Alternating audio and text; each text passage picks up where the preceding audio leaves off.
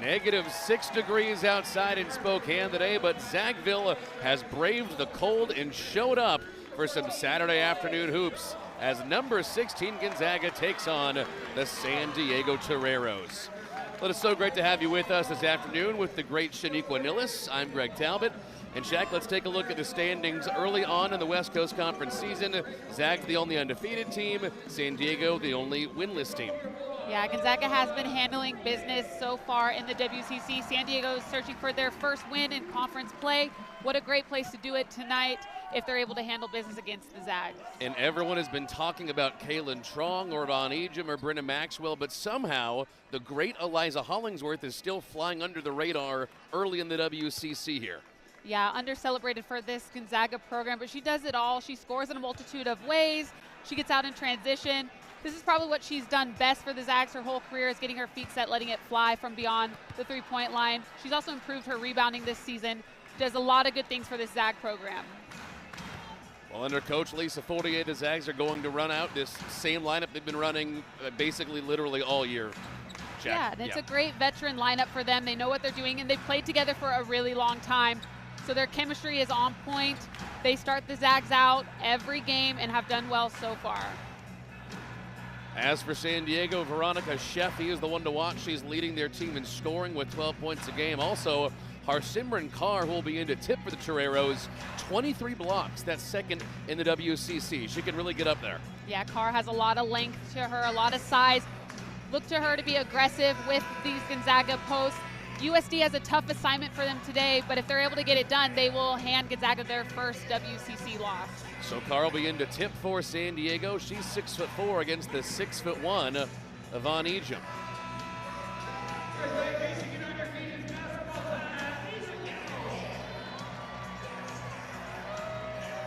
This Gonzaga team has won 27 in a row in this building. Initial tip-off goes out of bounds. It'll be with the Zags, and it's pretty amazing here, Shaq. We have basically a full building when it's -6 degrees outside. The fan base for this women's team is, no question, part of why they've been so great at home. Yeah, this home court advantage is definitely one that helps them out each game. It is cold outside, but they're going to turn up the heat here. Look to them to be really aggressive offensively. You see there, Von Ejim getting them started. She's done such a great job this season of putting the ball on the floor and getting herself to the rack early to set the tone for herself in these games. Vonnie is, and I'll say it, the best player right now in the West Coast Conference. Yeah, without a doubt. Her numbers, you just can't deny her dominance this season. 20 points a game, shooting 65%. Here's Carr. And Vonnie will chase down a rebound, or try to, and she does. She's also been the player of the week 4 times already this year. This has been the year of Vonnie. You kind of said at the beginning of the season, Shaq, that might end up being true. You have been right. Yeah, she has done such a great job of getting herself going every game. And the big thing for her, too, I think that got her in trouble last season is she'd be in foul trouble. So she's on the floor more. She's able to make great passes to her teammates like you see there. Brenna Maxwell also doing what she does best of letting it fly from the three-point line. Brenna Maxwell, the best three-point shooter in the West Coast Conference. That was number 49 this year. She shoots about 43% from beyond the arc.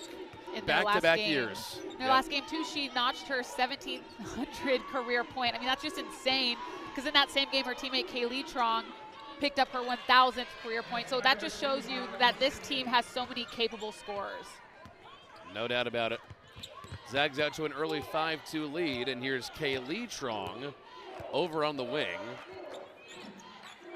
Fascinating, last year Kaylee ran point for this team, but it's really been Kaylin who has been running the one so far. Feed down low to Eliza Hollingsworth. It's around and off, and Carr with a great rebound. Like we said, she can go up and get it. Great look for her. She just missed it. Sometimes that happens, but I like that they're trying to get her going early as well. This is Veronica Sheffy out top for the Toreros, 12 points a game. Back to Jess Finney. This is the University of Washington transfer, and she's up for a J. It won't go down.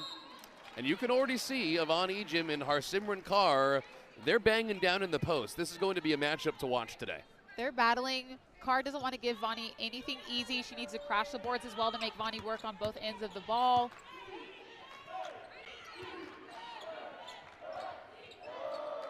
Well, this Gonzaga team, after a 15-2 start this year, is Kaylee Trong gets it to go.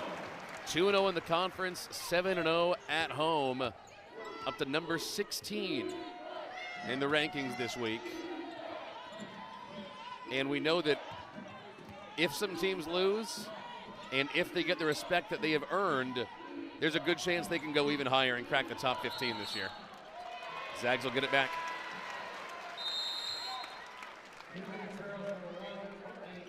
You see here Kaylee Trong in that pick and roll. That's such a tough matchup with Kaylee Trong with the ball in her hands, Yvonne Ejim setting that screen, because who do you stop? They're both capable of scoring in a multitude of ways in that pick and roll. Just does a great job of keeping her dribble, keeping her defender on her backside, and finishing at the rim. Well, Shaq, you're so right. And your question actually goes even farther out than that. You said, who do you stop on that one play? As this is Casey Newbert, and she's got it for 2.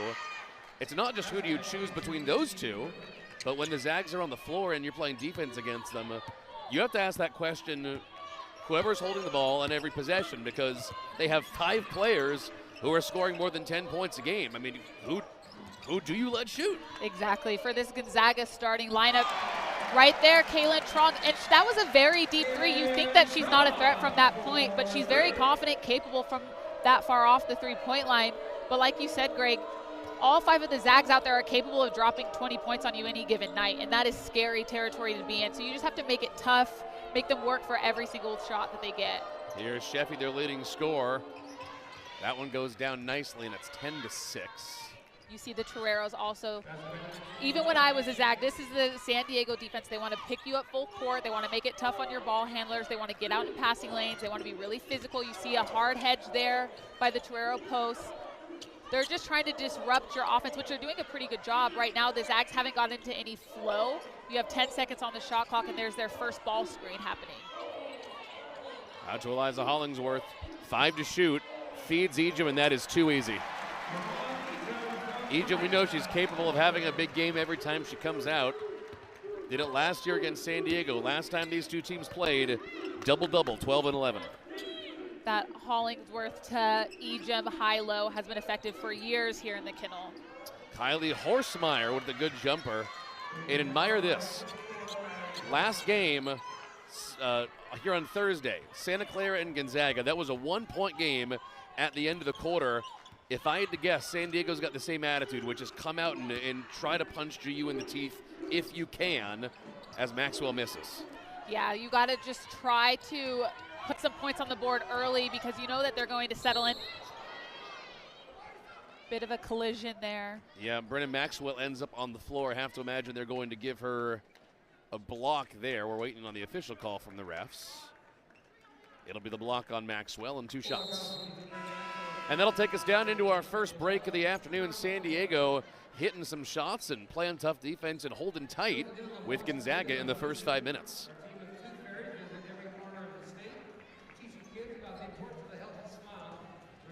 Nice.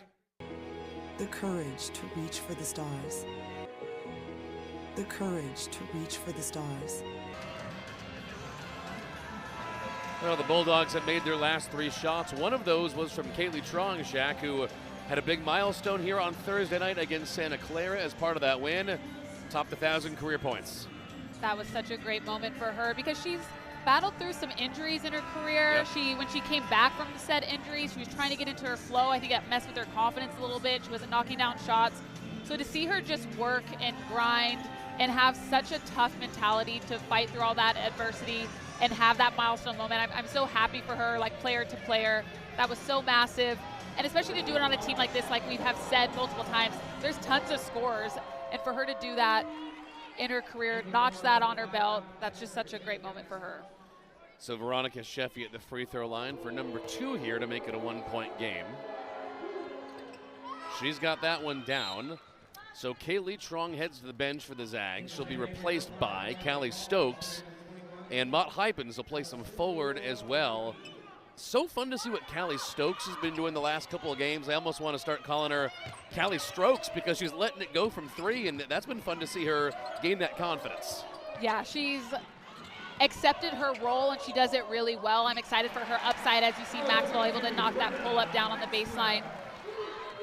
Fun fact, though, her teammate, Kaylin Trong, gave her the nickname PJ Tucker, because she reminds Kaylin of how PJ, just his toughness, his commitment on the defensive end. Sure. Not sure if Callie's shoe game is as legendary as PJ Tucker, but that's what she brings to this team, just toughness, a commitment on the defensive end of the floor, and now she's starting to bring that offensive mindset to her game as well. Definitely one of the players of the future of this program. And here goes Maxwell. Brenna's already got 5 points. Zags will run this one down inside, 10 to go on the shot clock. Here goes Vonnie Ejim. Man, she does not need that much space, but Casey Newbert with the rebound, and that is not the last time that we are going to say that today. Casey Newbert is averaging a double-double this year. She's had 6 in one season, Shaq. She does such a great job on the boards, and just her commitment to go to the offensive and defensive rebounds every single possession. She's just relentless on the board, so that's also a defensive assignment that these Zags have to key on. Anytime you see number 22, that is the one to keep your eye on. Zags go to the bench, and out comes Bree Salenbine. Zags will make some big substitutions here, and boy, how much fun has it been to see Bree finally get healthy and get our first, real look at her of about 5 or 6 games as a Zag. Yeah, she's starting to get her win, starting to pick up that confidence of those in-game reps. She's another player for the future for this Zags program. I think they're going to count that one. They did. Trong should get one more at the free throw line here. Their first trip to the line this afternoon is San Diego will send Sheffy back on and take the freshman point guard Lauren McCall off. And here comes Kaylee Trong.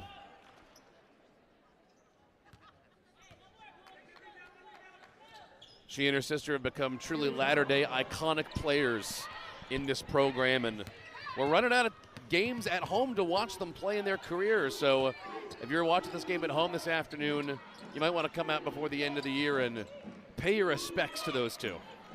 Yeah, they've been a staple in this Gonzaga program for so long now, and chose to come back for that extra year after. I think it's fair to say that nobody was necessarily happy with how their season ended last year. So Nope. for everybody to kind of buy in and come back for another year, and they're taking care of business so far this season. Rejected, Mott Hybens. Wow. Smacked away from Casey Newbert, who scores 11 points a game and is their leading rebounder. That's the impressive one to do it against. San Diego will try it again. 5 to shoot, and it's Carr out top. 1 to go. Got to get rid of it. Too late. Zag ball. San Diego runs a lot of different actions, lots of different ball movement. You see Mount here just staying nice and tall, using her length, not swinging down, which posts have a tendency to do.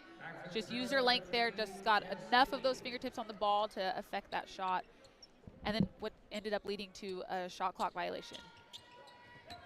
A lot of teams we have seen here in the kennel this year be very comfortable winding it down inside 10 or even 5 seconds on the clock against this team.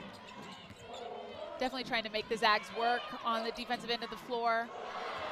Salenbine gives that up, and here comes the UW transfer, Jess Finney.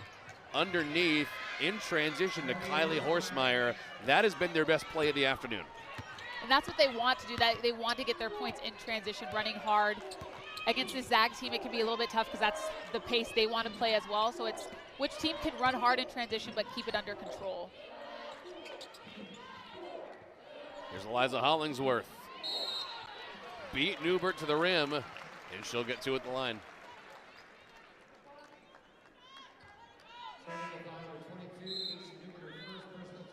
This was a heck of a play. Yeah, did a great job of getting in the passing lane, starting the break. Great job running the lane. Little bounce pass leading her to the basket, finishing through traffic. This is what the Toreros want to do. That's been a signature for them for years. Good or bad for Gonzaga if San Diego is comfortable playing as fast as the Zags do in transition? I think bad, because I don't think you want to play at that pace every single time. Because they're also bringing pressure defensively after they score. They're going to press you full court, whether they score, make, miss, whatever. So it can be pretty exhausting, and you don't want to get into the second half where you start having those mental errors trying to play at that pace for way too long. So they need to settle Zags are bringing some pressure of their own here, which I like to see. Stokes on Finney.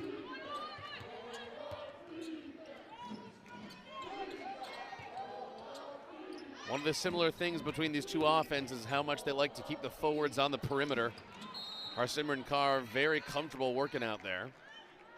This should be on GU. Just knocked out of bounds, no foul on the play, we'll go again. About 90 seconds remaining in this first quarter. Back-to-back games this weekend where the visiting team has hung around. 3 to shoot, Sheffy, no. Out of bounds, Zag ball. Opposing teams come in jacked up and ready to go. Yeah, this is a fun environment for a lot of teams to come in and play in front of. There's been a couple of times where a team comes in and knocks the Zags off on their home court because they are just so excited to play. Everybody plays their best when they come into an environment like this, I'd like to think. So the Zags just have to keep pushing. I know it's only a 5-point margin right here, but it's a long game. Stick to your scouting report, stick to the game plan. Ejim fouled aggressively. And Vonnie will go to the line. Just one quick note, if you haven't really followed this Gonzaga team this year, yes, there have been some times like Thursday when the opponent will come in and have it be basically a tie game at the end of the first quarter, but what inevitably has ended up happening the last couple of years is when that happens, it doesn't matter. Zags still end up winning by 25 points. Yeah, they do a good job of just sticking to their game plan. It's a long game, 4 quarters of play. And Esther Little comes on for Bree Salenbine as Vonnie misses her first. Just like we expected, Ejim and Carr kind of going at it. I think that was a little bit of a frustration foul on Carr because down at the other end she was working really hard against Hollingsworth, and a couple of her Torero teammates missed her a few times. Vonnie's able to convert there. So we'll have to see how the foul count, being aggressive. Well, what a takeaway by Kaylee Trong. Avoids the foul. Esther Little will follow. Sheffy's got her tied up. And this is San Diego ball. I think it looked like Kaylee didn't really know where the defender was behind her. We'll see here. And she didn't know whether to go up and how to do it, and kind of misplayed it. Yeah, I think she was trying to make sure that she kept it on her right shoulder by her right ear so that she didn't get blocked. Just lost her touch by doing so. Sheffy's taken shots for San Diego. They just haven't been going down. And now Kaylee wants to run. Liza's underneath. And there goes Trong. Kaylee looking to find Ejim. Oh! The geometry angle of that pass, almost impossible. Just such a great job of getting 2 feet in the paint and being patient. Again, there's a lot of trust between those two. They've played together for a long time now. They know each other's tendencies. There's a lot of fun basketball being played here. You see here, waits, good little bounce pass. Vonnie knows to go and get it and finishes with a little bit of traffic too. And if you're playing one-on-one defense on Vonnie there, how do you stop that? San Diego has gone ice cold. One of their last 7 from the field here coming up on the end of the first quarter. And I believe it was like 15-13 at one point. So this has been quite the little run for the Bulldogs. Doing a great job of taking care of the ball, valuing each possession, not turning it over, getting great shots every time down the floor, and also getting stops defensively. So if you're the Toreros, you got to find ways to get the ball into the paint. I think they've missed Carr a couple of times on her duck-ins. She's looking for that high-low pass. So you have to handle some pressure on the perimeter and get the ball into the paint where you can get some easy baskets. All right, 29 seconds on the game clock. There were 28 on the shot clock as the ball was inbounded. So San Diego can either truly hold for the last shot or the Zags will have one more chance. Carr tips it out. This will stay with the Toreros. No more shot clock. 17.3, and that's it. This will be Sheffy to inbound.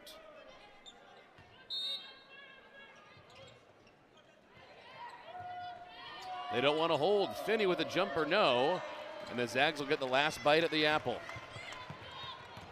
10 seconds to go in the first quarter. Bulldogs by 8.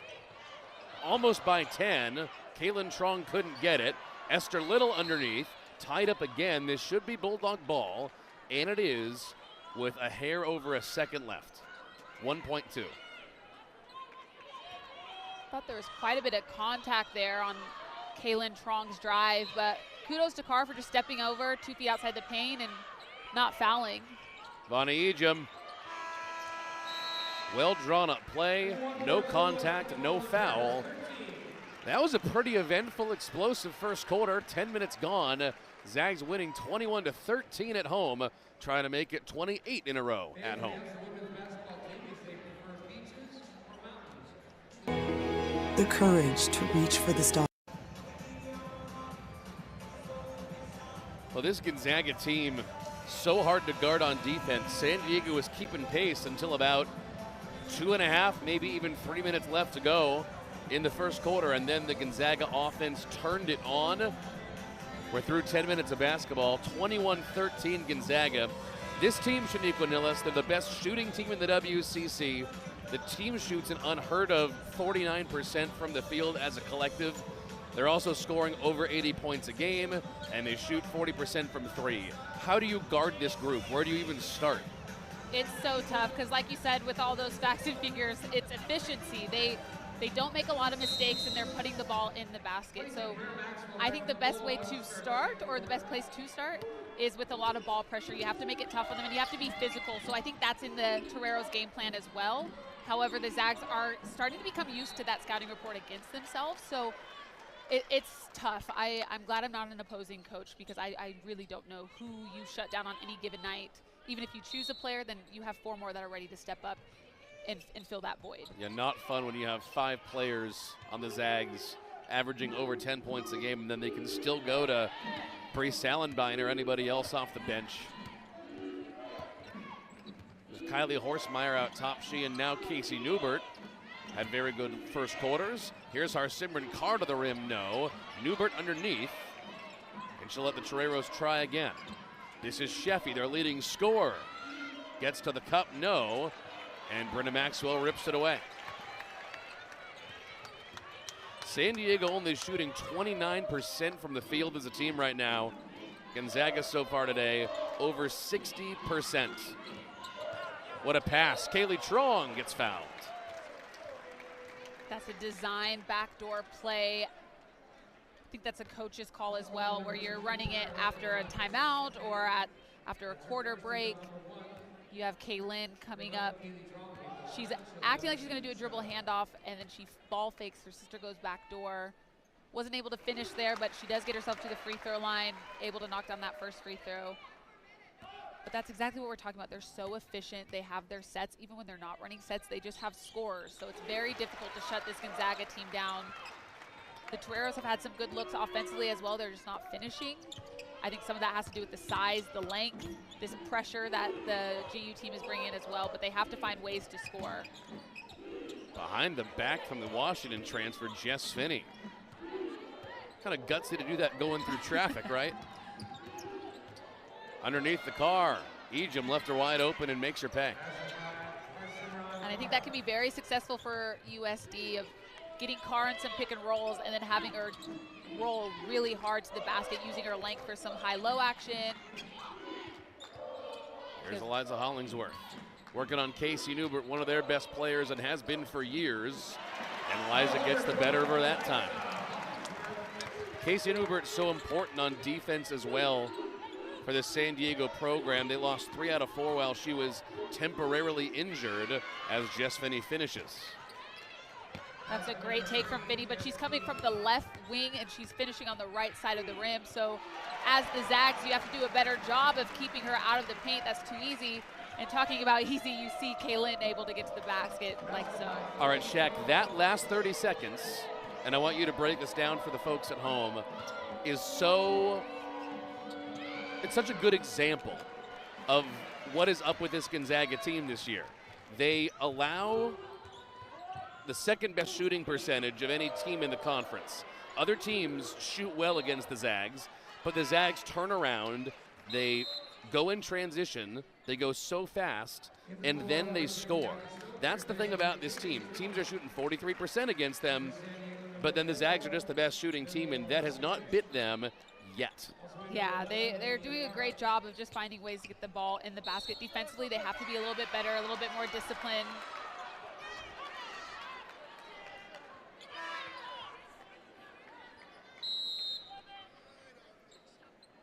Brenna Maxwell goes to the bench. One too many early fouls on her second.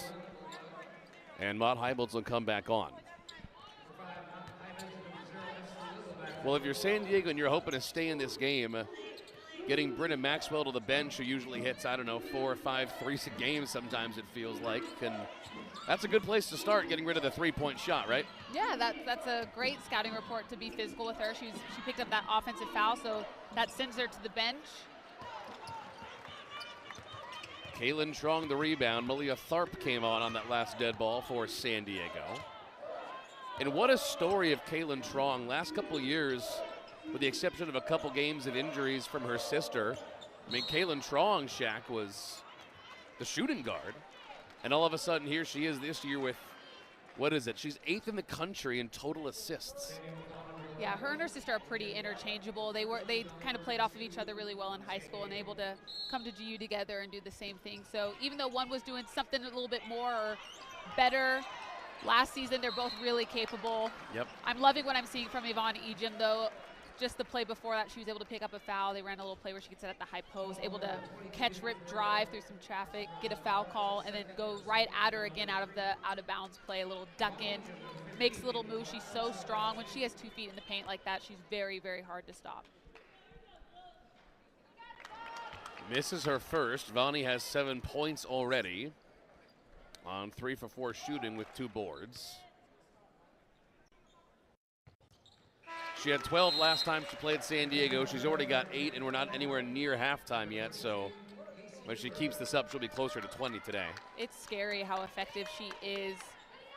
You'll see her numbers, and it's crazy to think the numbers that she puts up, like you're saying, before even halftime. Back to the Zags. Well, Casey Newbert has been all over the ball today. Given that, the Zags have kind of quieted Veronica Sheffy, who's their leading scorer. And Newbert only has 2 points, but, I mean, she's all over the ball. Give her that. Ejim. No. Yeah, she's working hard. She's getting out running here in transition. She crashes the boards hard. Definitely a utility player for this San Diego program. Tipped away by Callie Stokes. That's what Callie is in to do, get some deflections. What a beautiful play. Ejim tries to get fouled. Second chance, no. Looking for the ball for a third chance. Yes, it's Hybins. Zags could have reset that one. Instead, they give it up. Aggressive, though. Fun to see. This team is so fun to watch. Refs are letting them play a little bit, I would say. There's some body, some lower contact happening on both ends of the floor. It'll be interesting to see how the teams deal with this physicality of play, how they adjust. Have a foul as Dylan Horton was getting started driving. That'll be on Esther Little.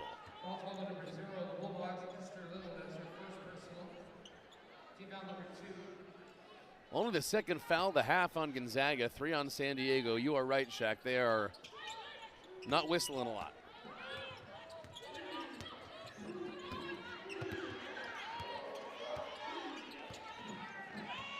Ejim on Finney. 2 of the best players on the floor. 5 to shoot. Horton for the jump shot, no. And Kaylin Trong the rebound. Horton shoots 40% from 3. Jump shots are kind of her game, even though that one didn't go. Yeah, she needs to continue to look to be aggressive. Same with Finney. I feel like she's being a little bit timid here. Zach's doing a good job of guarding her, clogging up those driving lanes. More contact down low as Casey Newbert hit the floor really hard, and I mean, everyone in this arena heard that too. She went down on her lower back. It's a tough position that Newbert was put in. She had a couple of Zags around and help side. And they're keeping her on.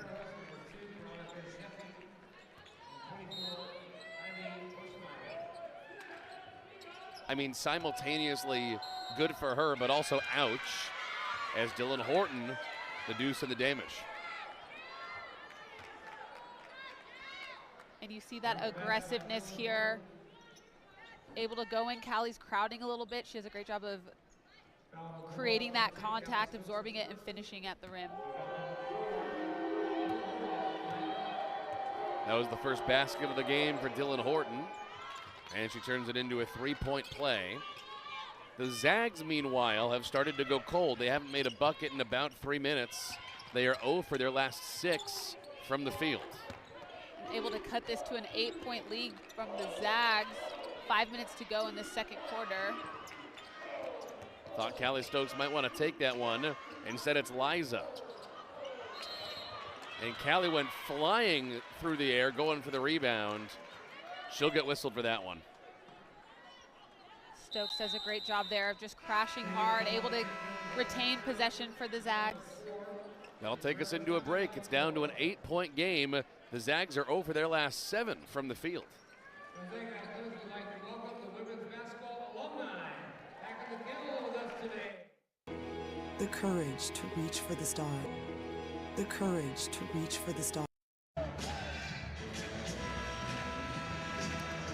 Well, this Gonzaga team has missed every shot they've taken from the field, Shaq, in the last 3 minutes. You played for Coach Fortier in that huddle when this happens. What is she saying to these guys?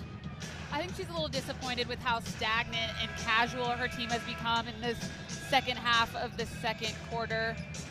In the first period, San Diego only scored 13, Gonzaga 21, but now in the second, they both have only scored 7, so GU has definitely cooled down, but I think they've gone away from what was making them successful, running their sets, being aggressive, valuing each possession. But kudos to this Toreros program for coming out in that second quarter and starting to be a little bit more aggressive. They're crashing the boards, they're making physical decisions on their ball screen defense as well, so they're battling and it's fun to see.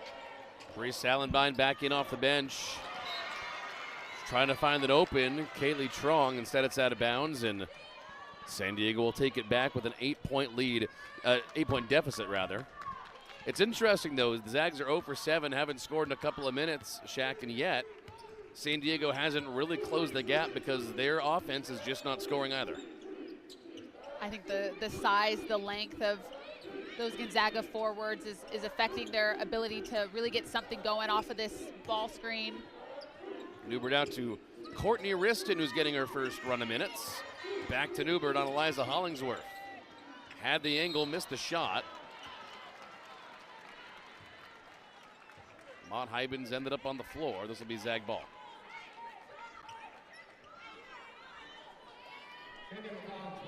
Thought that was a great possession for both programs, actually. Yeah. Toreros were moving the ball around. They got what they wanted. You know, Newbert making a play at the rim. She wasn't able to finish, but also the Zags were doing a great job of closing out, helping the helper. So both teams are battling on both ends of the floor, and that's why the score is reflecting that. So Hybens will go to the free throw line here.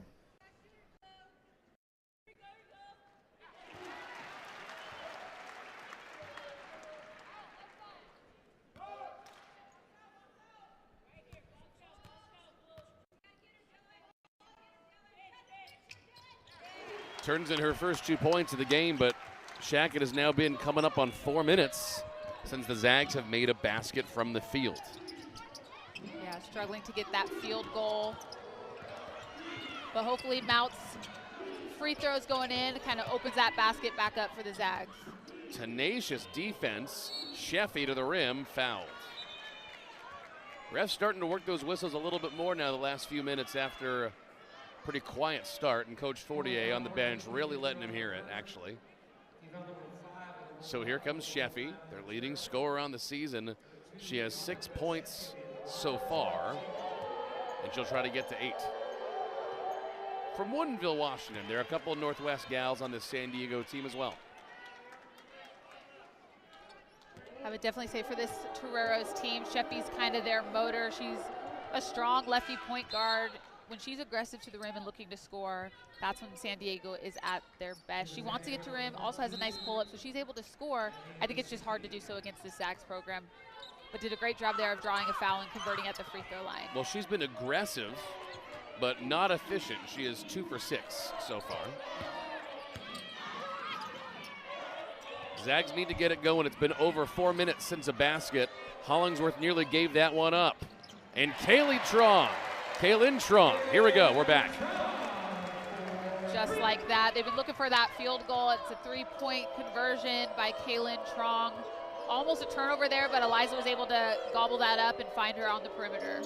The Virginia Tech transfer, Maddie Vejsicki, on the floor now for San Diego. Number 14. And Kylie Horsemeyer back out there now to guard Kaylee Trong on defense. She's been up in the Zags' faces on the defensive side of the ball. Salenbine tried to go for the contact. I think it was clean, and it was. So stay with GU with 16 on the shot clock. What do they need her to be by March? Just aggressive, confident. She has to continue to keep those turnovers low because she's going to play a lot of that 1-2 position. So she's going to have the ball in her hands a lot. Horsemeyer likes to run. She'll give it off to Riskin. Rejected. Bree Salenbine, hello. Couple of big blocks for this Gonzaga team so far in the first half. It looks like San Diego's going to score here in transition. Great job by Salenbine, not giving up on the play, getting that block up top cleanly. Riston looking for the angle. Up and under, wow. Shot of the day so far for San Diego. Great job of driving left, but then going under the armpit of Hollingsworth to finish with her right hand. Another great finish there by Kaylee Trong. Being an undersized point guard, you have to learn how to score outside of your frame a lot, or else you are susceptible to getting blocked by the defensive team. So she does a great job of extending that left arm, finishing outside of her frame, kissing off the glass. And that gets her to double digits. Kaylee, the first to 10 this afternoon for the Zags. Horsemeyer out top, working on Kaylin Trong. Osviecki out to Sheffy. Driving and converting. 10-point game. I think the Zags have to do a better job of taking away Sheffy's left hand. It's her dominant hand, that's where she wants to go. So I wouldn't be surprised if there's some changes with how they guard Sheffy in a pick and roll action. You see here, screen, she's going to that dominant hand, 1-2 dribble pull up. That's part of her game that she's really confident in, so you have to take that away.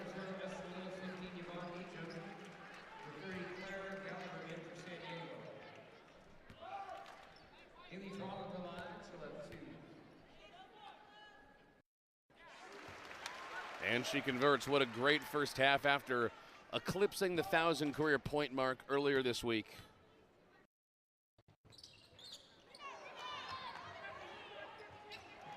And Esther Little, the heads-up play to Vonnie.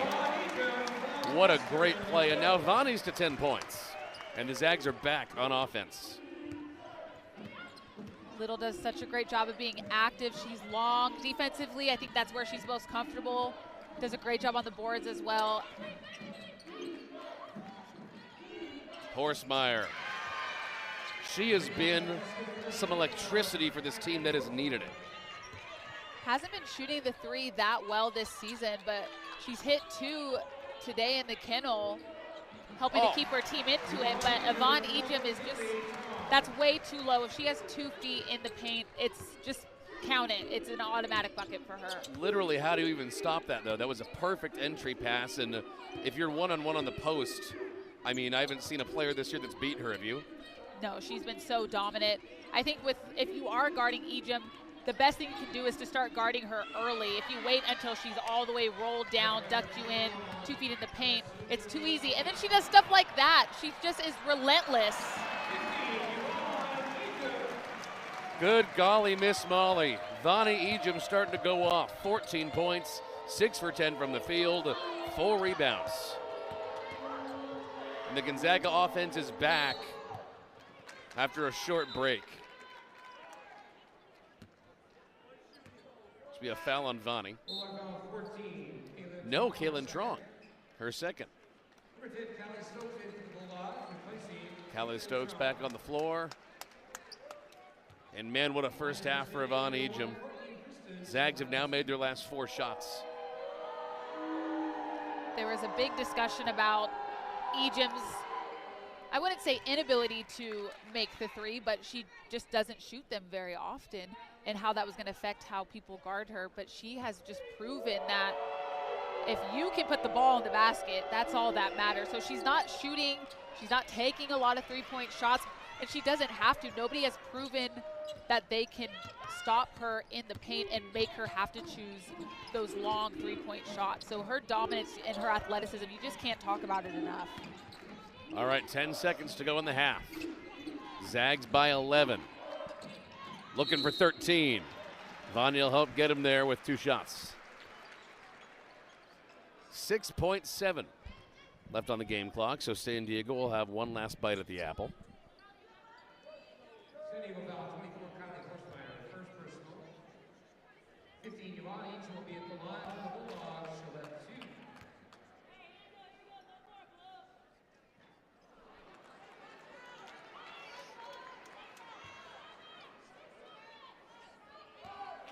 She's got 14 points. And now 3 for 6 from the line. Not quite what she'd be hoping for. One last shot for San Diego. Sheffy leaves it off underneath for Osviecki. And a foul just in time with 0.3 on the clock. It'll be a foul on Esther Little. It's Kiki Osviecki to the free throw line. Some last minute points trying to make it a 10-point game.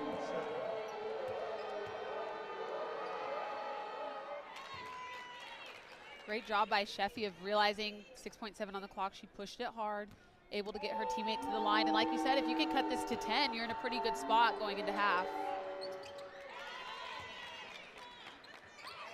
Certainly closer than Santa Clara had it here on Thursday. Fun first half of basketball. After 20, Gonzaga 43, the number 16 Bulldogs. San Diego hanging pretty tight compared to the rest of the West Coast Conference with 33.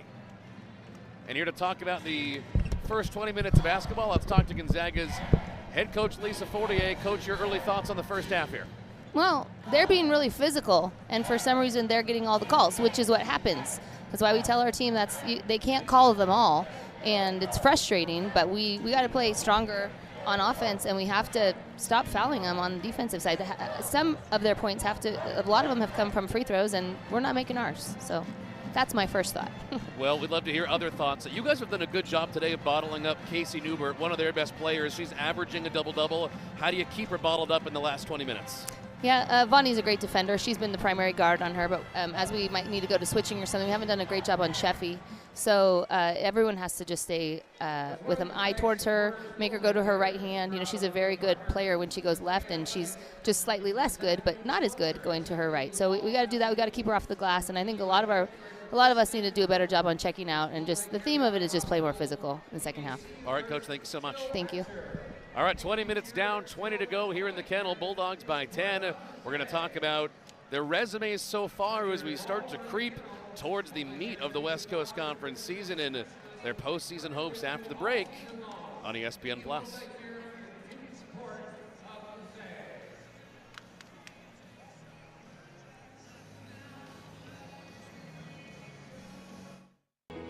The courage to reach for the star.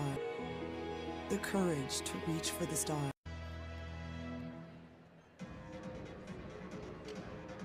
Some halftime karate here in the kennel, a tradition unlike any other. 20 minutes down, 20 to go. Gonzaga 43, San Diego 33 here at halftime. That's what the Zags are hoping to do to the Toreros in the second half. Greg Talbot and the great Shaniqua Nillis here with you at halftime. And Shaq, some of your old teammates and the great veterans of Gonzaga Bulldog past are here for Alumni Weekend. This has been a fun weekend and a fun day. Yeah, it's been a fun time to see everybody coming back, enjoying, you know, their era of Gonzaga basketball and enjoying the next ones up. And this is a great game to be at. So they've had quite the alumni itinerary, and yeah, it's just great to have these Zags back. I know that fans of the program are happy that they're here. Fun to have them here. The men's 1999 team reunion that made the Elite Eight was here on campus last weekend as well. So this is a fun time of year for all the Gonzaga basketball teams. So speaking of the past, that's been fun. Let's talk about the very, very near future with this team resume as we head to the meat of the West Coast Conference schedule. Shaq, this team began the season unranked. They're up to number 16 right now in the AP rankings with a bunch of high-quality wins. They're at a 4-seed projection right now. Is the committee going to let them on the 3-line? I would love to say yes, but I don't think that the committee is going to let that happen. Unfortunately, the the West Coast Conference isn't as strong as some of these other conferences in NCAA basketball, but they do have some quality wins, like you said, against Stanford here at home, down in Cheney against Eastern, Alabama at Cal, Arizona at Rice, you see it there. So they've really done a good job of taking care of business, and at the end of your conference play, you want the fate to be in your hands, and they've done a great job of setting that tone for themselves going forward. That big Stanford win is going to help them if there's a close call, though, as we get to March. Halftime show rolls on after this. More karate, more stats, more highlights. We'll see you in a few minutes.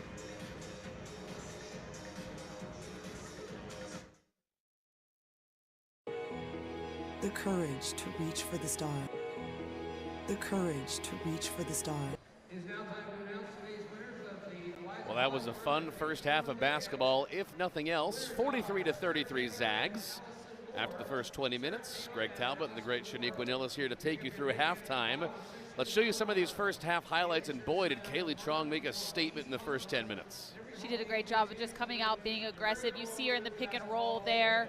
Another pick and roll, same thing, able to absorb contact. That was an and one for her, able to get herself to the line. Just doing a great job of being patient with the ball in her hands, but staying in attack mode. That's what the Zags team needs from her. Really fun to see her going, and then the second quarter, boy, Yvonne Ejim with authority, got to 15 points. Exactly that. She was authoritative down low for the Zags. You see her in that high-low with Hollingsworth. Did a great job of rolling hard, being available. Little bounce pass there.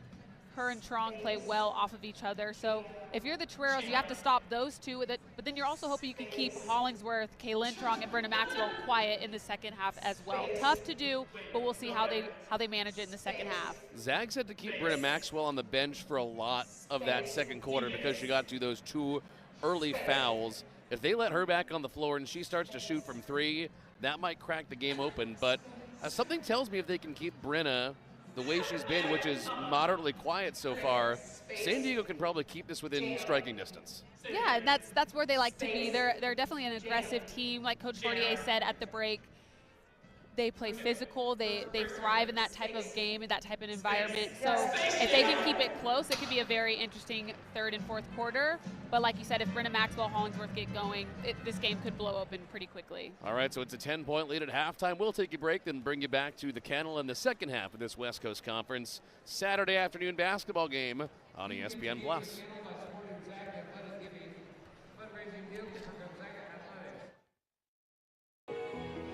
The courage to reach for the stars. The courage to reach for the stars.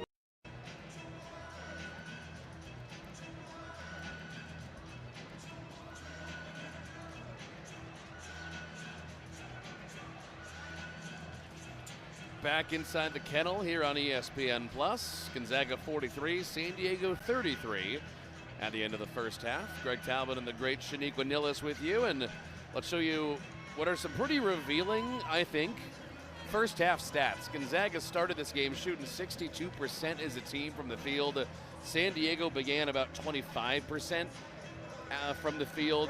Shaq, as you can see, as the half went on, San Diego kind of got it together. Yeah, I think the one that stands out to me are those rebounds.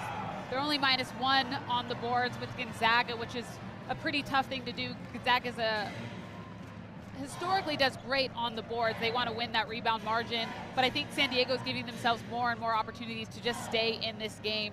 Same with the turnovers. They've done a great job of valuing the ball, out shooting the Zags from the free throw line as well. So I feel like San Diego should be proud of that first half that they had. They're going to have to keep that up and then some in the second. Well, certainly for a team that has not yet won a game in the West Coast Conference, the Zags, meanwhile, number 16 in America. I also want to point out the three-point shooting there. 3 for 7, that's pretty good for the Zags, right? That's 43%. Gonzaga shoots, 40% as a team. But this is also a team that regularly gives people tacos. You know what I mean? We very often get to 10 three-pointers a game in this building. 3 is pretty quiet, and no doubt that is because Brenna Maxwell had to spend a significant portion of that first half on the bench with those 2 fouls. That was definitely a position that Maxwell probably hasn't found herself in quite some time. She got 2 quick early fouls, found herself on the bench, and that changes how they push in transition, what they're trying to look at in transition. It changes the set calls that they can run out of timeouts or even just in their secondary transition opportunities. So kudos to the Zags as well of finding a way to get stuff done and have a 10-point lead at half with Maxwell on the bench. But I do think with her on the floor, it changes the dynamic of this team significantly. All right, so the upcoming schedule for the Zags. First of all, you can catch all these games right here on ESPN+. Quick little road trip down to St. Mary's and then down to LMU rather, and then back for the next home game, which is that always fun rivalry with St. Mary's. Then back on the road for quite a while here. Not a lot of home games left for Gonzaga women this year. We're kind of further along than it almost feels like. Yeah, so if you're wanting to catch a game, you got to join us in the near future. But similar to what we talked about earlier on in the broadcast, Greg, of every WCC team is gunning for the Zags. The Zags have had a target on their back in this conference for years now. And with your strength of schedule being what it is, or what it isn't rather, you have to show up night in and night out, especially on your home court. Take care of business, and when you go out on the road, you have to do the same thing. You can't afford to drop anything against opponents in conference. And then there is San Diego's upcoming schedule. I know that Portland is not as good as they were last year, but Portland, Gonzaga back-to-back, that is still a doozy. That's a tough stretch for the Toreros, but I think they're up for it. They are a physical, aggressive team. They like to play fast. They like to get in your face, make you uncomfortable, which is something that has been successful against the Zags and Portland as well. So if anybody's going to knock off those two teams, it could be this Torero program.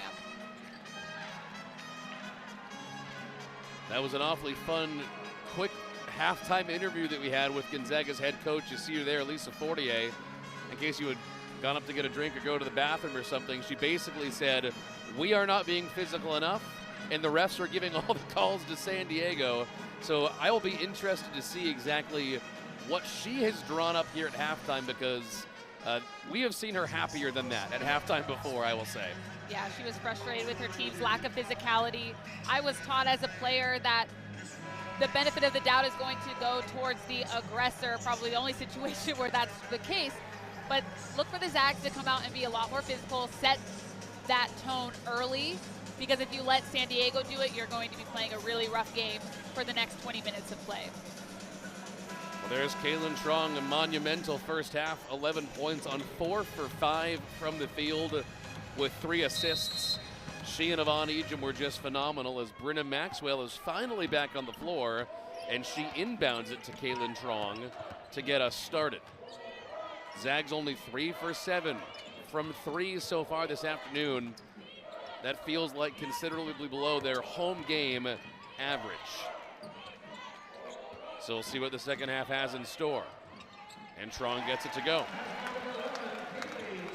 Kaylee Trong, that's 13 points. Picking up right where she left off in that first half. Zags love that continuous ball screen action, and it's really tough to guard when you're playing ball screens on both sides of the floor. Great job of Kaylee of getting downhill into her pull-up. Casey Newport looking for something to do with it, finds Jess Finney, who airballs it and passes it right to Kaylin Trong. Back to her sister in transition. The Zags will reset. Britta Maxwell's hanging out there in the corner, waiting for a look at a 3. She knows her role. Kaylee. Zags running it down, 10 on the clock on the second possession of the half. To Ejim, what a pass. Hollingsworth recovers. Third chance, tipped away, Vonnie, fourth chance. Well, that's hard to beat. On the move, Sheffy fouled. I like the tempo that Sheffy is playing with. Her decision making when she does get into the paint has to be a little bit better. A little out of control there, but I like the motor that she's playing with. She needs somebody to kind of step up and help her out in terms of scoring, but there she did a great job of pushing in transition. She needs to go off of 2 feet here. You're on balance. You can have a little floater into your pull-up. As soon as you leave your feet, you're putting the call in the ref's hands to go up against you there.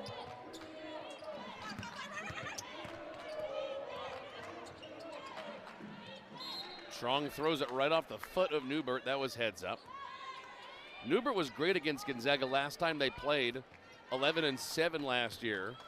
But so far tonight, even though she's averaging a double-double, She does have 6 rebounds, but only 2 points. Yeah, hasn't been able to get into a flow offensively, but she's doing what she does best on the boards. You see Maxwell able to get a deflection there, start the break. Kaylin, bang. We said they needed more threes, and here we go.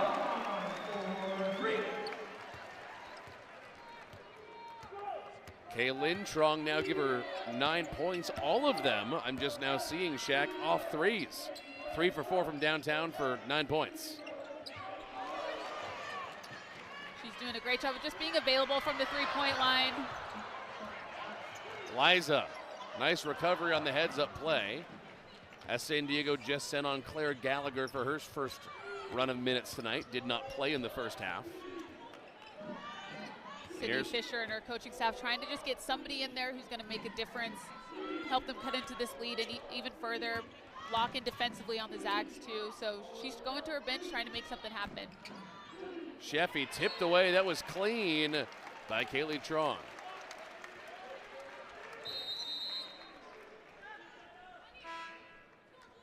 Zags will put on Callie Stokes as Caitlin Trong goes off. That was beautiful. Great job of Kaylee getting her hands in there, getting all ball, not coming across the wrist or the forearms. Well, so good to do that because you know San Diego has gotten to the line a decent amount, right? They shot 9 free throws in the first half. They made 7. You don't want to let them make up some of this lead from the free throw line. Well, that's what Coach Fortier said, is they're fouling and they're also allowing them to get to that free throw line and convert. They're proving that they can shoot at a good free throw percentage tonight, so you don't want to keep sending them there for easy baskets. Kylie Horsemeyer. She was electric in the first half. The Casey Newbert fouled. And now we will see the redshirt senior shoot some free throws. Try to improve on her 2 points so far. That foul as well was on Maxwell. That's her third. We'll see if they keep her on. I think part of the frustration, though, is the player, the Torero player that she's guarding is not traditionally a strong three-point shooter, so her help side, she was late and then swung down on Newbert. If she's there early, maybe that pass isn't necessarily there, so you can see the Gonzaga coaching staff unhappy with the decision she made there. It looks like they're going to keep her in, maybe not, as you see Claire O'Connor heading to the scores table. And Newbert hits the free throws. For the first time this afternoon, we'll see Claire O'Connor coming off the bench, another one of these players who is very clearly going to be a huge part of next year's young team that might be something of a rebuild, not something to think about too much yet, but we've loved what we have seen out of her in the minutes she's gotten this year. That'll be a push on San Diego. Should be on Claire Gallagher. Claire O'Connor, tremendous upside. She has great length. She's a good shooter. She works really hard too. I'm really impressed as a freshman to come in. She's a bit of a gym rat. She's in here all the time. So you love to see that if you're a fan of the program. I know for the Zags coaching staff, they don't like to think of it as a rebuilding, but more a reloading. Yes. They really focus on player development. They want their bench players to be ready for that opportunity. What a sequence. Von Ejim gets fouled. And you're exactly right about Claire O'Connor being a gym rat, Shaq. We usually show up, I don't know, 2 hours, an hour and a half before the game for our broadcast here, and Claire was out on the floor like literally the entire time. Definitely, and I was here even earlier than that because of alumni weekend, and we had some stuff on the itinerary, and Gonzaga had their shoot around this morning, and she stayed even after to get some shots up as well. So she's hungry for it, and so I'm really excited to see where her career goes for this program. She, Bree Sallenbein, Callie Stokes, Peyton Muma, that's going to be a good front court next year. Backcourt, rather. It's going to be a good backcourt. And now Sheffy out top. Coach Fortier at halftime said that she's been aggressive and done a good job. She's got 9 points on 3 for 8 shooting.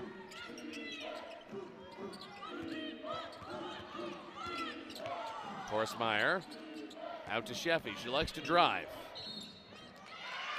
and finish. One more.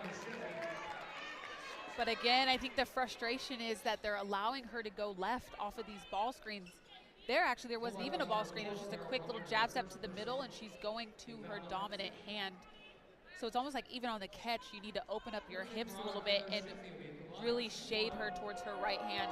See what she's capable of doing going towards her non-dominant side.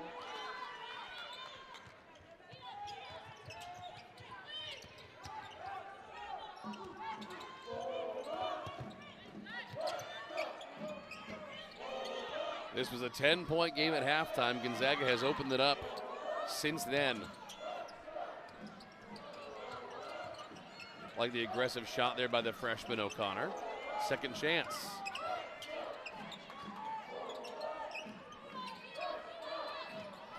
Ten on the shot clock. Back to the freshman. That was a good shot, just a little bit of a line drive. Those are two great looks for her. She has to take those. That's what she's in the game for. And Kylie Horsemeyer helps cut into that lead just a little bit. 14 points. Next dead ball takes us down to our third quarter timeout.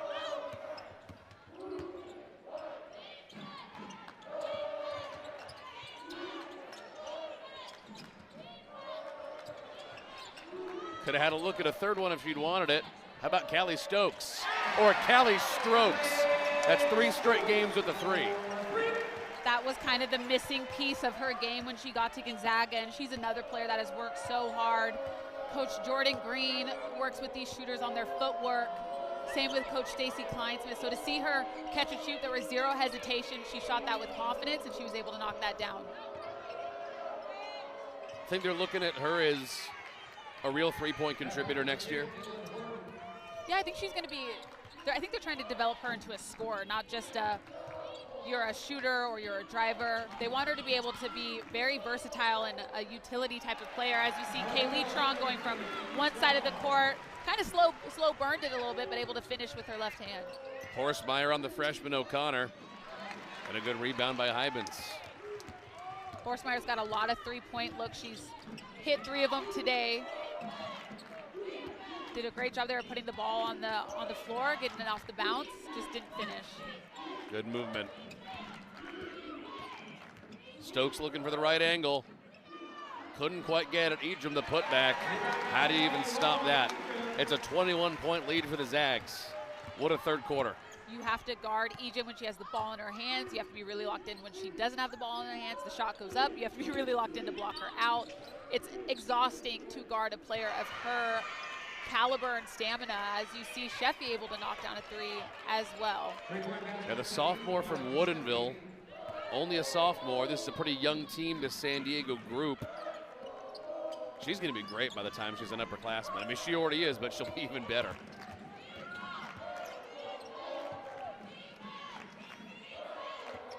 These players have to be tired. We've been going on this sequence for a while. Callie misses that one. Foul underneath. And that'll take us down to our third quarter timeout as the Zags are starting to pull away, and Callie Strokes helping them do it. Great job with the one more pass. Callie knocking it down. Zag Nation, thank you for your investment in the Navy Division like this period. This is something of paramount. The courage to reach for the stars. The courage to reach for the stars.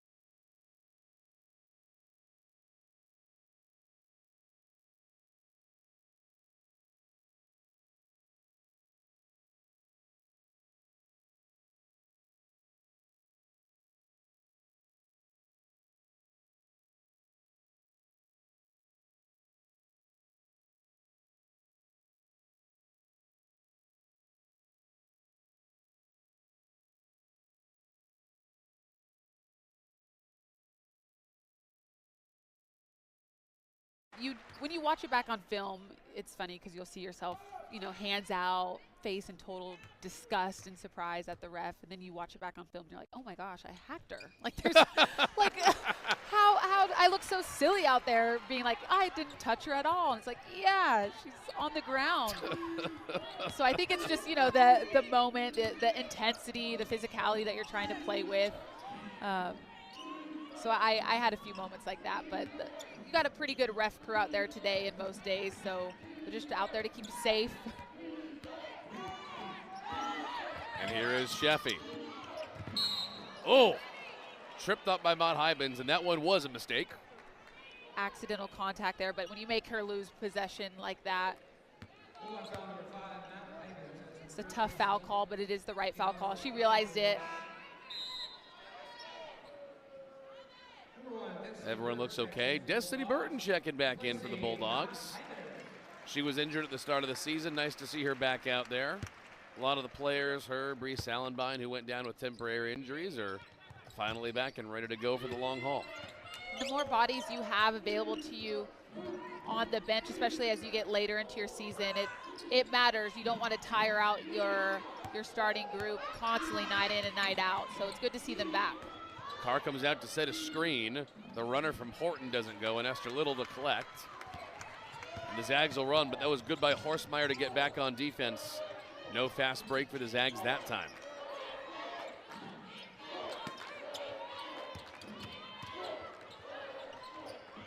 Wow, Hollingsworth, beautiful, what a pass. What a play. What a play. Toreros actually did a great job of making the ball handler, Kaylin Tron, get further and further away from the basket, but she is so comfortable with the ball in her hands. Eyes are up, has great vision. Eliza Hollingsworth rolled hard all the way to the basket. Great find by Trong. Here's Carr. Trong runs it down. The Zags will run. It's a 2-on-2 and overshot Esther Little just a little bit on the run. Inside a minute to go here in the third quarter. That was a point of emphasis for this Zag team coming into today, to run under control and to value and maximize each possession. So great job of getting that steal and pushing tempo there. Unfortunately resulted in a turnover. Waskovich, the true freshman, rejected by Bree Sallenbein, her second block of the day. Little on the run over to Bree. Man in her face. Oh, that was a great shot. It's an inch or two off. Love the aggression, San Diego ball. No shot clock, just game clock, 21 seconds.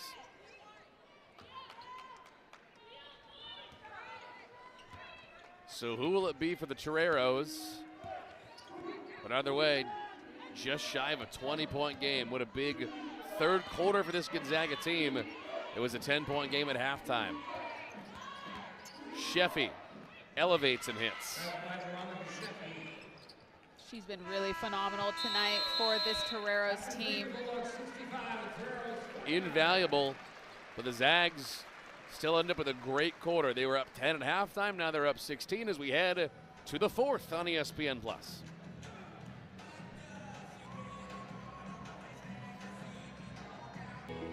The courage to reach for the stars. Well, considering it is -6 degrees outside, and it has been for the better part of, 48 hours here in Spokane, so nice to see how many people came out for this one. Limited opportunities left to watch this team at home this year, coming up on what would be about 30 consecutive home wins. It's been a fun game so far. Veronica Sheffy out to run point for San Diego. 10 minutes to go. Bulldogs leading 65-49. Shaq, how do we feel about that third quarter? I think that was a great start. There was a little bit of a lull there. Started having some turnovers, some silly mistakes by the Zags on both ends of the floor. So look for them to just really fine-tune some things, sharpen things up on both ends of the floor to start this fourth. Here's Sallenbein working on the true freshman, Mila Waskovich. Brenda Maxwell back into the game. Lucky her, because that was very nearly foul number 4 on Brenda Maxwell. Instead, she draws the block, but kind of uncomfortably close, Shaq. Yeah, she had that open lane. I would love to see her go off 2 feet. One, to protect yourself. I always get nervous when people go off of 1 foot here when somebody's sliding under to take that charge. Makes me a bit nervous. That was a great job by Sheffy, great effort. She was just a little bit late, still moving. But I think Maxwell's got to go off of 2 feet. That way she's able to absorb some contact. Maybe get an and one, but more importantly, just protect herself with contact.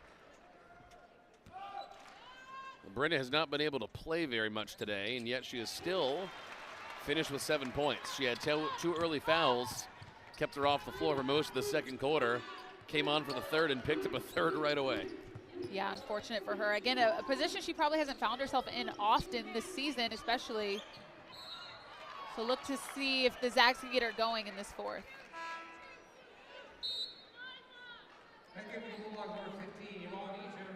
Vaughn Ejim comes back on for the Zags.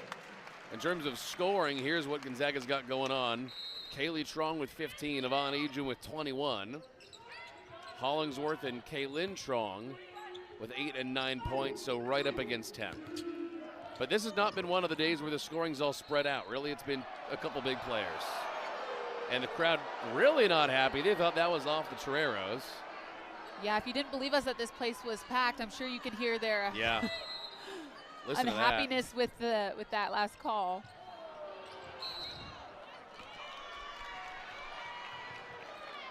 Just like that, that's Maxwell's fourth.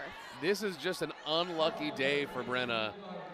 She's not playing any more out of control than normal. It's just wrong place, wrong time. And look at the smile, like she knows. Lucky for her, this is not a particularly close game, but yeah, she's frustrated, no doubt about it.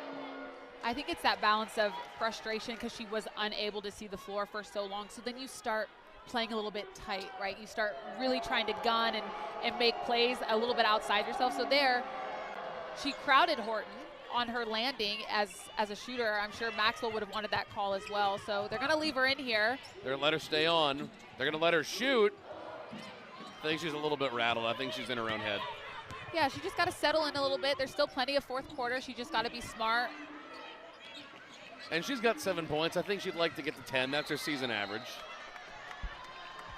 I think they can get her one more three in the next 8.5 minutes. She's hunting them always, so she might be able to get a couple good looks.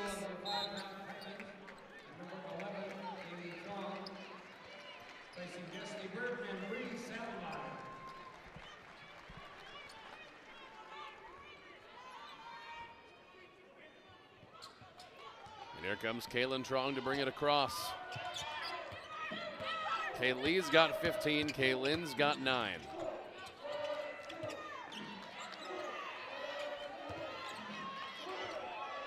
Maxwell with the great inside pass to Hybens. That was beautiful high-low. No foul. But Vaughn was playing with fire there, coming in that hot. This is Horton. She shoots 40% from 3, but has not tried it yet. There's Carr for 2. Great job of just taking her time in that pick and roll. Little pocket pass. Carr has a feet set, able to let it fly from the mid-post.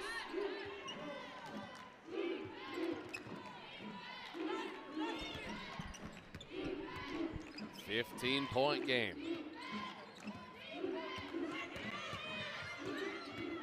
Kaylee. Oh, one more coming. That's 11 points. She'll have a chance at 12. No, rather that's 17 points, sorry. Does a great job with that counter move going between her legs. A little bit of hang time, able to handle that contact and kiss it off the glass to finish. She's playing really, really well tonight. Confident, under control. She's not rattled. She's not getting rushed by any of the Toreros' pressure. Nope. Really shoot first tonight. Been fun to see.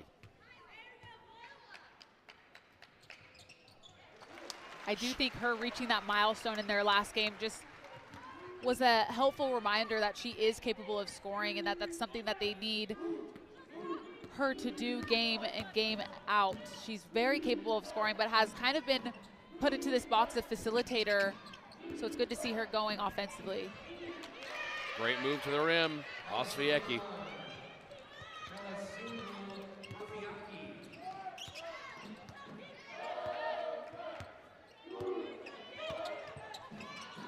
What a play. Ejim to Maxwell in the corner, but Horton knew where she was. Kaylee Trong, bang! Wow, 21 points. She's tied with Yvonne Ejim for the team high. And San Diego wants the timeout. Took longer than usual to get that real last punch to the jaw, but the Zags just finally did it. This is a 19-point game. Yeah, good job by Maxwell at bringing that ball in. Shot fakes, acting like you're going to penetrate, finding a shooter on the wing. Kaylee Trong having a night. She's playing so well. Well done. The courage to reach for the stars. The courage to reach for the stars.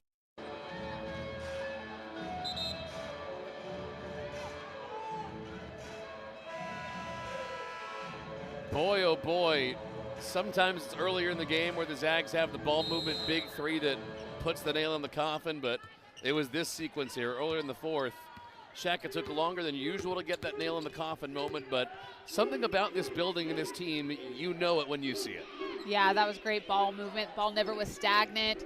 The Toreros were playing catch up that whole possession, and great job by the Zags to find their shooter on the perimeter. Casey Newbert finally back on the floor for the Toreros, and she was off a lot of the second half, surprisingly, and she'll put up a three and get it. Great job by the Toreros of coming out of that timeout and getting a great look. Newbert has been quiet, like you said, able to get that one to fall from the three-point line. You see a lot of pressure here from the Toreros, trying to be aggressive for these finals, 6.5 minutes. Brenda Maxwell, 9 points, 1 for 3 from downtown. When was the last time she hit only one three-pointer in a game in this room? Yeah, definitely, and like we said, a big part of that is when is the last time that she's been in foul trouble significantly early on in a game. So unfortunately put herself in that position, but they're going to try to get her some looks, run some plays for her as well. And she's a three-point shooter, so she's able to put a lot of points up on the board in a short amount of time. Ejim on Newbert. Second chance for Vonnie, no. Over the back and sends Newbert to the floor. Accidental, but looked not exactly comfortable for the redshirt senior Casey Newbert. And that'll be on Vonnie, no surprise. Bit of frustration as she kept going for that board. And Maxwell goes to the bench. That's a little surprising. And Riston back off the bench for San Diego. And here's the freshman from Boise, another Northwest gal, Lauren McCall, running the point. Fun opportunity for her to play for a couple minutes here against the Trongs. That's a good experience for a freshman.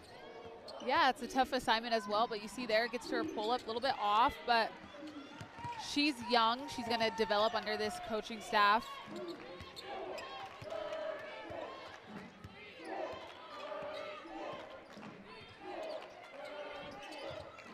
here's Stokes to Kaylin Trong. Finds Vonnie. What a play. No. Hybens comes flying in.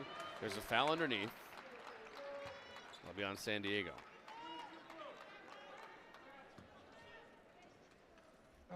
I do think it's very hard for reffing crews to figure out how to ref Vaughn because she's so strong and so explosive, as you see there. But that doesn't mean that she's not getting bodied or that there's not foul calls available to her. You see there, Kaylee Trong trying to take a charge. She was a bit late. But I do think that Vonnie doesn't get to the free throw line enough because it's just, oh, she's so strong, oh, she's so athletic. She's doing a great job this year of not getting frustrated and picking up silly fouls as well, but her dominance is obvious. 20-point game as we hit the home stretch. Now, fans, it's time for the American Bulldogs. The courage to reach for the stars. The courage to reach for the stars.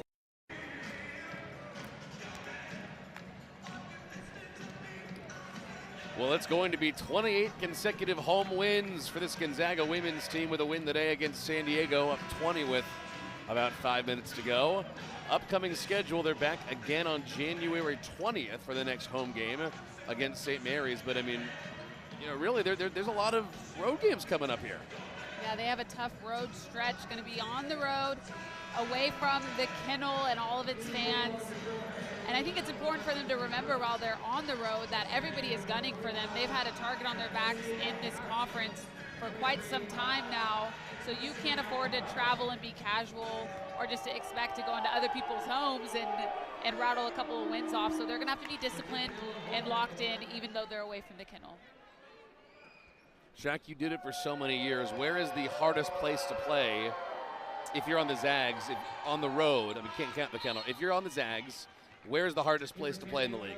Yeah, well, the first one that came to mind that is irrelevant at this point, it was BYU? BYU, Yeah, but sure. they're gone. So going deeper into the archives for myself, I would say that it was maybe Pepperdine, simply because it's just a completely different atmosphere, completely different gym. Fan attendance is pretty low, as you see Destiny Burton able to get some points on the board for her Zags. St. Mary's is always gunning for you. That's a tough place to play in Moraga.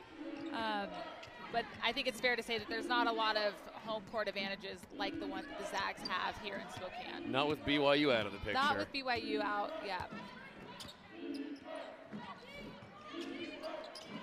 Carr out top to Finney. She was putting up a lot of shots in the first half.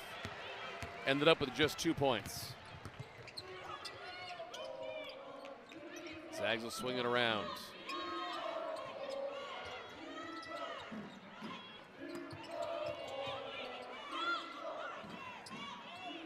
Vonnie on Carr. Vonnie got the best of her most of the night, and she will continue. 25 points for the best player in the West Coast Conference.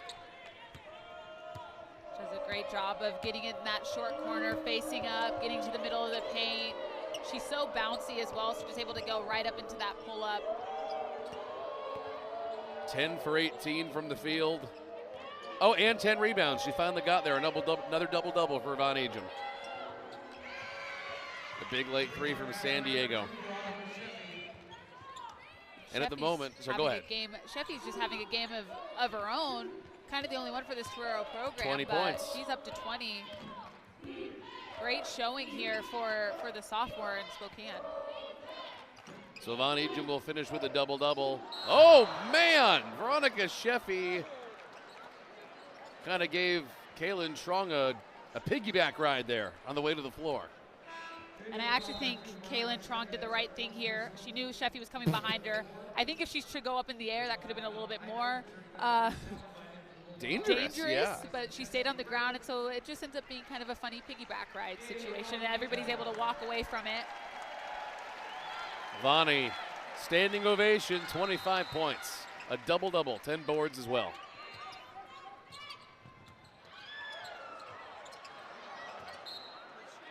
The count was getting a little bit low there for Kaylin Trong, so crafty, she throws it off Sheffy's backside, able to reset, get a better baseline out of bounds for this program.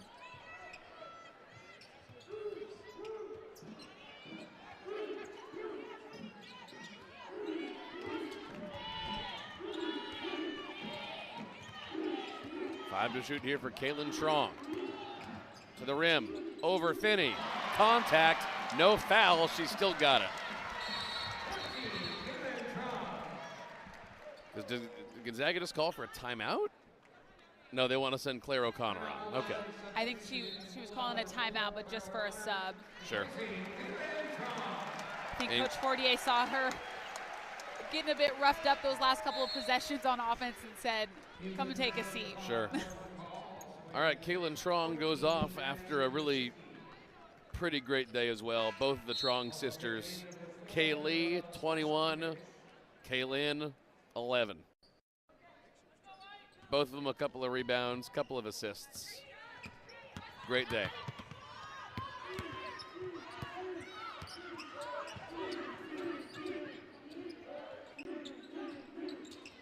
Vejsicki, no. Card chases it down. Coming up on 2 minutes to play.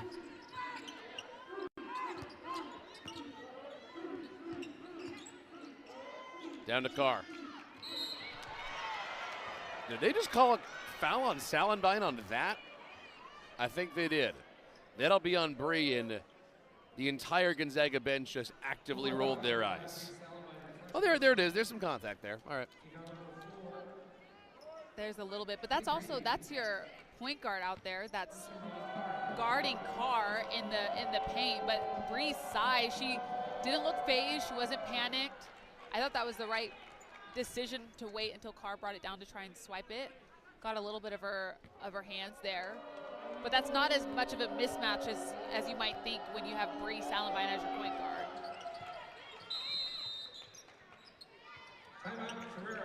San Diego wants a timeout. 83-64 is our score. All right, so we've been talking, Shaq, about who's going to be our player of the game today.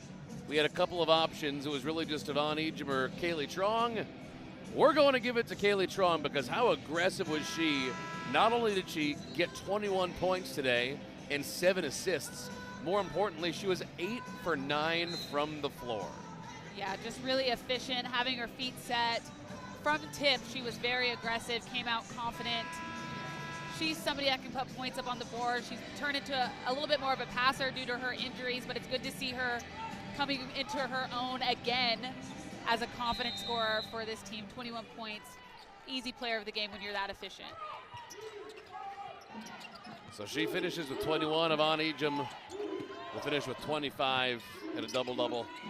Boy, this team, man, sometimes everyone has 10 points. Sometimes a couple folks have 20. You never know what they're going to do. Claire O'Connor had to look at another three, didn't take it. Salenbine with some space. Gonna clank that one up a little bit hard. Inside 2 minutes to go. Shaq, what are our feelings about this game? This is a 10-point game at halftime, ended up being about a 20-point game, which is what it always seems to be in the West Coast Conference. We know Coach Fortier was not particularly happy at halftime. Will she be happy here after 40 minutes? I think so. They have made some good adjustments in this second half. I think she'll still be a little bit disappointed with how they guarded Sheffy. She was able to get 20 points off here in the kennel. That's something that you don't want to see.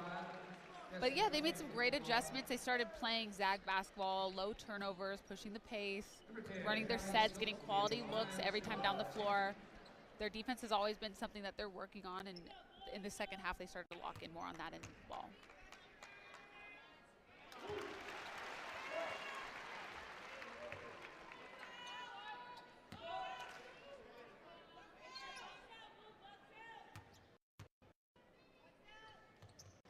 And there's 5 points for Callie Stokes.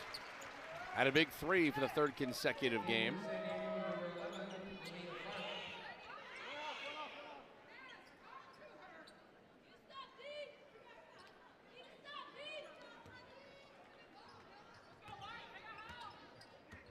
And we have a look at much of next year's Gonzaga team out on the floor right now for the last couple minutes of this one. Nice looking three goes down from the freshman Lauren McCall. I like her attitude, man. She looks tough out there for an 18-year-old. Yeah, she looks like she's ready to go.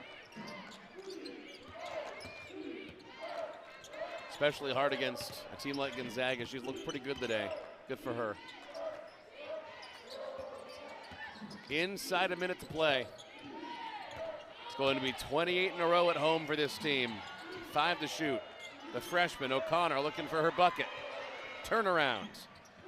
So close.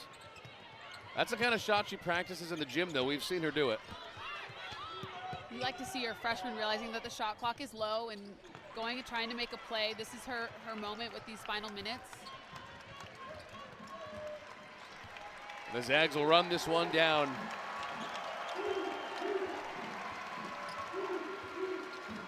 They are the best shooting team in the West Coast Conference. They are the best three-point shooting team in the West Coast Conference. And they are now 16-2, 3-0 in the league, 8-0 at home this year, and it's 28 wins in a row in the kennel. Great job by the Zags of just handling business on their home court. I think it's a goal of this program to not drop any games in conference. You don't want to go into March with some stains on your record, so to speak. So they're trying to show up every night and just get the job done, which they were able to do in the second half against the Toreros. They are still the only team that has not lost yet in the West Coast Conference. They're off to a 3-0 start in the WCC, and everyone is going to be chasing them from here on in, and isn't that always the way? Next home game for the Zags, January 20th, an always fun rivalry game against St. Mary's. We'll see you back here for that one. So for the great Shaniqua Nillis, our producer Stephen Carr, and the rest of our ESPN Plus crew here inside the McCarthy Athletic Center, I'm Greg Talbot saying good night, and we'll see you next time for more women's college hoops on ESPN Plus.